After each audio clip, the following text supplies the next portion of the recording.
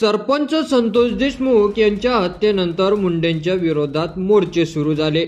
या मोर्चातल्या भाषणातून अनेक नेत्यांनी व गावकऱ्यांनी धनंजय मुंडे यांच्या राजीनाम्याची मागणी केली होती। यासोबतच बोललं जात आहे की धनंजय देशमुख यांनी सुद्धा धनंजय मुंडे यांच्या राजीनाम्यावर एक याचिका सर्वोच्च न्यायालयात दाखल केली होती, पण यामध्ये मोठी गडबड झाली। देशमुखांची खोटी सही केल्याने काय प्रकार घडला ते तुम्हीच बघा।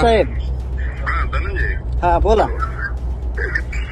यस पाहिलं मी तुम्हाला म्हणलं ना, ते दाखल करताना प्रिंटरवर सही येण्यासाठी ओके तुमची कोरी पण माझ्याकडे शिल्लक ठेवून ते फक्त ऍडजस्ट करण्यासाठी केलेलं आहे। कशामुळे केलं पण चुकीचं कसं तुम्ही? पाठवलं नाही चुकीचं कशामुळे केलं?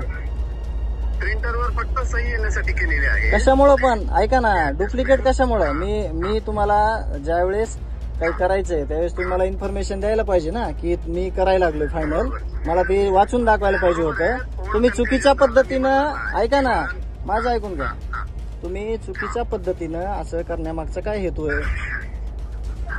आता मी कुणाला ऐका ना, आता माझी गोष्ट ऐका, तुम्ही मला बोलू द्या, तुम्ही नका बोलू। तुम्ही तुमचं काम केलंय, तुम्ही त्याच्यात डुप्लिकेट सह्या करून तुम्हाला मेन्शन केलं मी आता की तुम्ही डुप्लिकेट सह्या केल्या। तुम्ही म्हणले कुठं केल्या? तुम्ही आता लगेच म्हणाले की हो मला तिथं ते केल्या म्हणून मी ऍडजस्ट होण्यासाठी, पण त्याच्यातले मुद्दे वगैरे सगळं माहित पाहिजे तुम्हाला दाखल करायला। तुम्ही ओके काहीच नाही झालं, ऐका ना, ऍडजस्ट कशाला करता?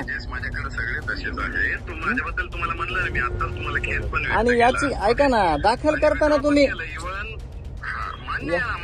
मान्य करून उपयोग नाही ना।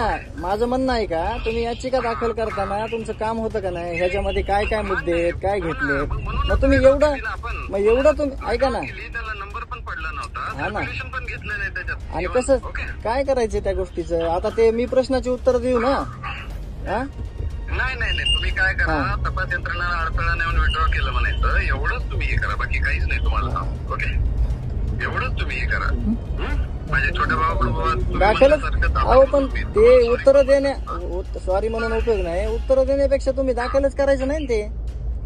मान्य आहे ना, मी काय म्हणलं, इव्हन विड्रॉ केली माझ्याकडून, तुम्हाला म्हणलं ना बाबा चूक झाली होती। ओके तुम्हाला त्यावेळेस पण बोललो मी, विश्वासात घ्यायला पाहिजे होतं। ओके थोडं व्हॅकेशन बेंच असल्यामुळे आम्ही फास्ट मूव्ह केलं। ओके एवढंच तुम्ही हे करा, बाकी माझी चूक म्हणून पडून मला माफ करा, एवढंच मी सांगतो। ओके अशी सहीची गडबड करून यांना ती याचिका फेटाळायची असावी का, असा प्रश्न या ठिकाणी उपस्थित होतो। मात्र देशमुख कुटुंबांचं एक म्हणणं आहे की या दोषींना फाशी झाली पाहिजे। धनंजय मुंडेंच्या राजीनाम्यावर त्यांचं काहीही म्हणणं नाही, पण मात्र असा पीडित कुटुंबियांचा सुखादुखात फायदा घेणं बरोबर आहे का, की यावर तुमचं मत तुम्ही कमेंट करून नक्की कळवा। आणि चॅनलवर नवीन असाल तर चॅनलला सबस्क्राईब करा। धन्यवाद।